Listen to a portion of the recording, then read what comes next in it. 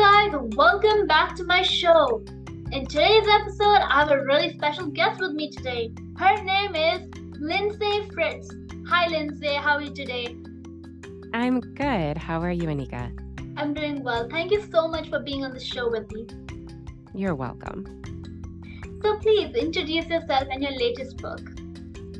Yes, my name is Lindsay Fritz.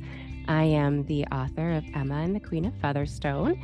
It is a middle grade science fiction novel that is about a girl who triggers a constructed portal to a hidden planet run by these tech-obsessed aliens, and they tell her there is no way home and give her a place in their society as training to be a protector of the portals that are on that planet. And while she's there and navigating this new life without her family and without her friends, she ends up face to face with her best friend who comes through her same portal.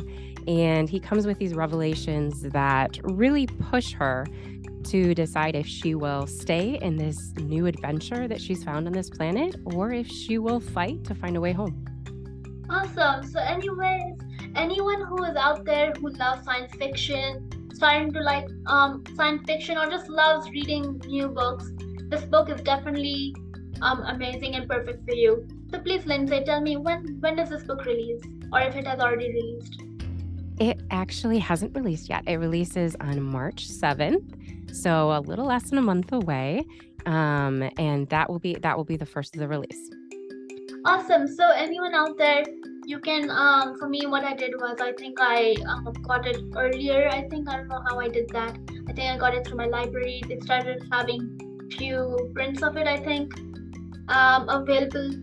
Most likely those are probably the beta versions, I think, probably not the finalized ones. But those of you out there who are interested in this book, you can definitely check it out on Amazon. Once it's out there, you can even just bookmark the Amazon site so that as soon as it's available, you can buy it. I believe there's a pre-order option too that you can look into, and you can definitely because that way then you do not lose your place and you might actually get the book. And if you'd rather not buy it and would like to read it anyways, you can just wait for a couple more days, a couple more weeks, in fact, and get the book for free in your libraries. But anyways, I'll be putting all those links, I'll put Lindsay's website into the show notes so you guys can look at her website and then see what you like. So on to my next question for you. What do you think about the way the media represents authors? Oh, the media. I think fairly well with media in regards to representing authors in their lives. I think that we're not always in the media unless we're kind of a bigger author or we have a bigger media representation or social media representation. Like Prince Harry, he's going to have a little bit bigger of a background, but I think as far as media representation goes, it's fairly accurate, and a lot of times authors get to write a lot of their own posts and a lot of their own media representation. So I think that it's covered very well in general, and that it's something that, seeing as we're authors and we have a part of that process, that it's something that's fairly accurate. That's awesome. So on the same lines of media, what do you think about Goodreads? If you use it, do you recommend other young writers or authors to read the reviews or read the things they're getting, or do you think that kind of brings them down, especially if they're negative reviews? What are your thoughts? Ooh, so I do actually use Goodreads for my own personal use. I use it to track my own reads and just keep track of my goals of how many books I want to read for that year. And I think for that purpose, as a reader, it is fantastic to use that, or Storygraph. Of course, there's always that too. But as far as an author goes, I tend to steer clear of my own reviews. I think that is meant for readers. Goodreads is meant for readers, and so when they post a review, they should feel comfortable being able to post an honest and accurate review. So one of the things just for my own personal mental health, especially as the book releases in March, I will not be really reading my Goodreads review from my reviewers, just because I think it's a space that as an author I shouldn't really invade upon. And as far as reading those, that is something that I just kind of want to have a clear line as being an author, and not reading my own reviews, because they're not meant for me. They're meant for general readership. Definitely. So what would your feedback or advice be for authors who kind of are beginning, debut authors, kind of like you, I believe, right? Pardon, could you repeat? So I was saying that you're a debut author, right? Yes, I am. Yes. So for other debut authors out there who may not be adults yet, maybe they're teenage authors who are debuting their new books. As a teenager myself, you tend to want to look at your reviews to see how it's doing. So would you recommend them as in the start to kind of look at it, or do you think they should avoid it just to avoid being put down if they are at a certain amount of negative reviews? Well, I think when you're a debut author, a lot of times your critiquing should be coming from your critique partners. So you should already have a system in place for receiving more critical feedback. And as far as reading reviews, again, keeping in mind that those are meant to be for people who intend to read your publication, who intend to read the book that you have written. So as far as learning for your own writing, that should be taken care of already by critique partners that you have in place, either with a writers group or through some other system that you have in place. That really should happen before the book goes to publication, because you want to be able to have that feedback before it gets put out there into the world. For sure. That's actually great advice for all debut authors and other authors alike out there. So this question was more of a question I should have really asked you at the start, but what was the inspiration? What was the inspiration that made you want to start writing? I have always loved writing. I have written since I was very little, but I never actually took it seriously. I think I remember having a project in high school that was write your own children's book, and I ended up using it for a couple different classes because I was trying to cheat the system a little bit.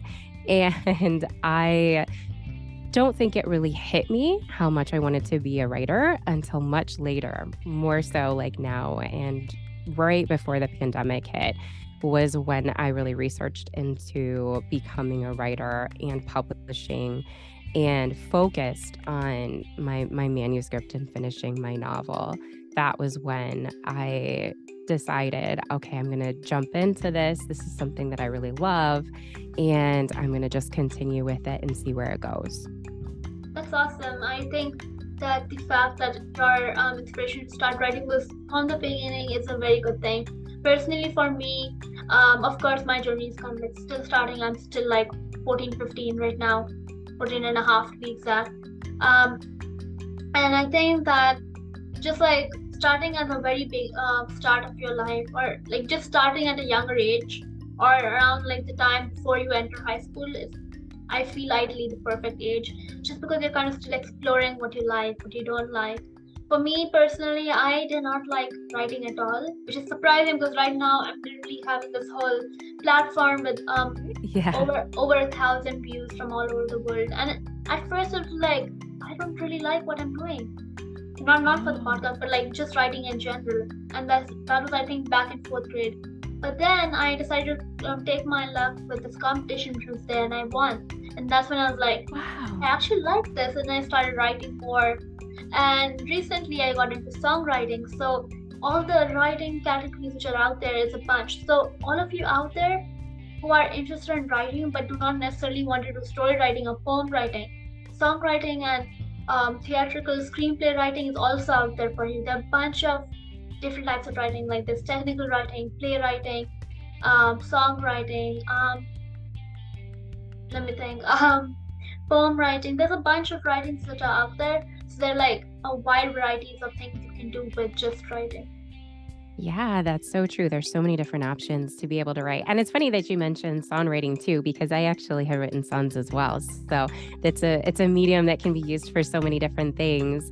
And I think a lot of people don't realize that. And it's so great that you brought it out. Definitely, because music, I think, is like a universal language, I guess. Like when you feel sad or happy, you want to explore it through the music.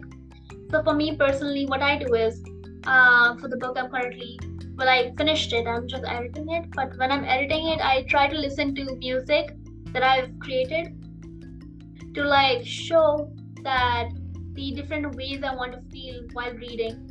So for example, if I'm writing a battle scene, I put in some intense music in my background, get into the zone, and it really helps with editing. And I think songwriting too, when you're songwriting, you kind of want to get into the zone of the point of view you're trying to write from. For example, if you're writing about friendship, you want to get into the zone of how you felt during the situation, especially if it's a real life thing. Yeah, exactly. That's so helpful.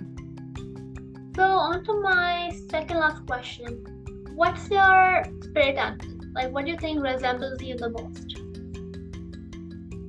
Oh, that's a very good question. Oh, I got to think about that for a second. Hold on.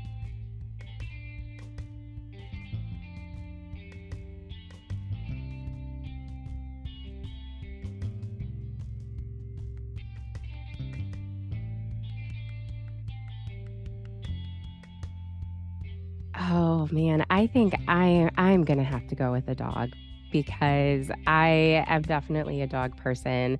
Took me a while. I was like, I'm not sure because I do have cats currently. But I think as far as personality goes and just having that lovable, really wanting to be happy and joyful, and that is something that hopefully comes across to other people as well. I'd like to think that, anyways, but I think because I happen to prefer dogs, I will just say a dog person. The dog is my spirit animal. That sounds great.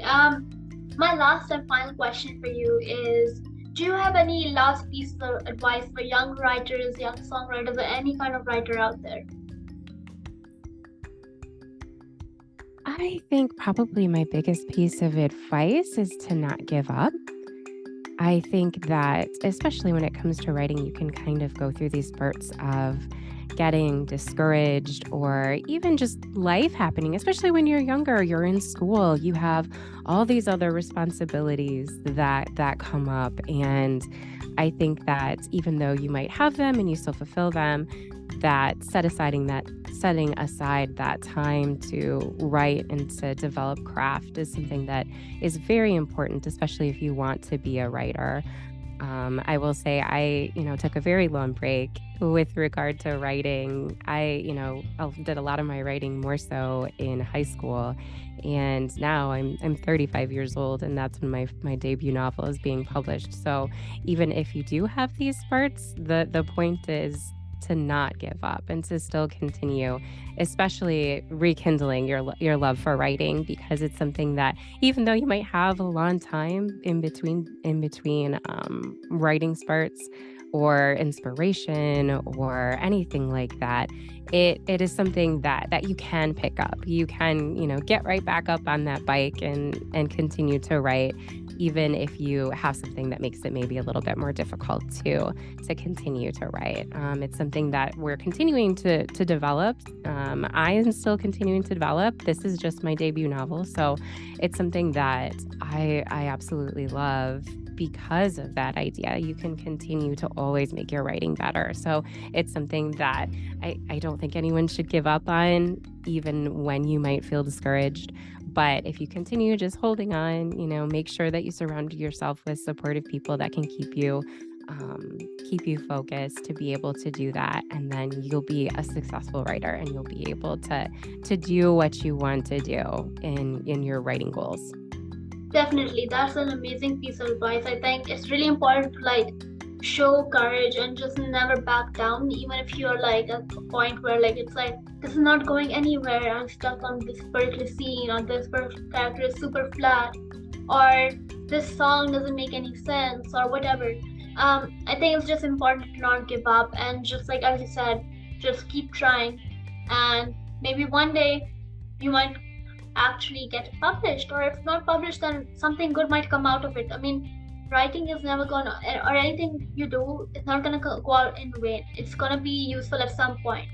If you're writing Right. a bunch of stuff right now as a young writer, you might end up using it maybe later on. Maybe you get a job as a, I don't know, copy editor or something. Then you kind of have an idea of how writing works because you've been doing it for so much time.